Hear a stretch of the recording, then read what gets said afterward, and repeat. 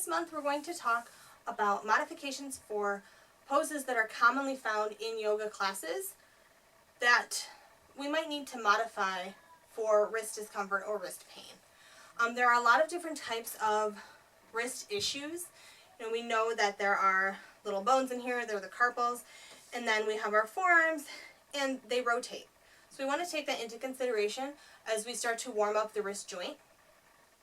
So you can even just start by opening and closing the hand, gently squeezing and then opening. And then you can start with some wrist circles. We're just bringing awareness to this area and really making sure that it's warmed up, that we're not just jumping into any pose, putting pressure on the wrist. We can bring the hands together, pressing those fingers, keeping the shoulder blades in check here, pressing those fingers together. And we're active in the shoulder too, so we're not slouching. We're keeping nice, good alignment.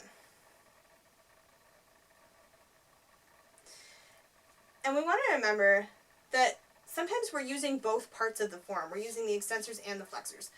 So this is a stretch that I do often, especially if my forearms are feeling tight. And so, you might just be to here. That's okay. Stay within your comfort zone. And then we're going to keep the palm facing forward and curl into a fist and gently pull the other direction. Now, as you do this, don't close off your chest. Make sure elbow is straight, not overextended.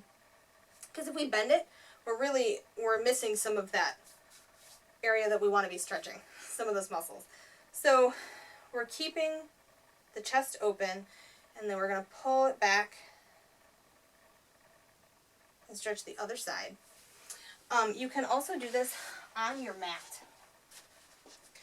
So you can start by pressing the palms open gently, and we can do some circles, both directions. You can even just rock side to side and really focusing the pressure on the lower area where the finger joints are attaching to that hand.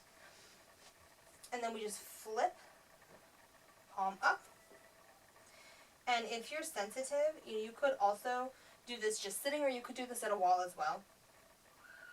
So we slowly roll, again, staying within comfort zone. And so we start straight, and we can rotate back, and then rotate the other direction. My other advice for this, more specifically, is don't overdo it, because sometimes less is more. So the other thing that we want to also consider is maybe why we might be dumping all of our weight into our wrist in poses like downward dog. And sometimes that comes from lack of core strength. And we're going to talk about that a little bit more this month as well. But the other thing that I wanted to make sure that we touched on was that medial rotation in the shoulders. If we notice that maybe we're a little bit rounded, maybe we throw in some lateral rotation just to keep those lats nice and awake and flexible, and keeping the chest open, because sometimes if we get a lot of restriction in the pecs, sometimes we're kind of cutting off that circulation, and then decreased circulation can lead to things like stiffness and discomfort. And so we want to take the entire body into consideration as we modify for the wrist.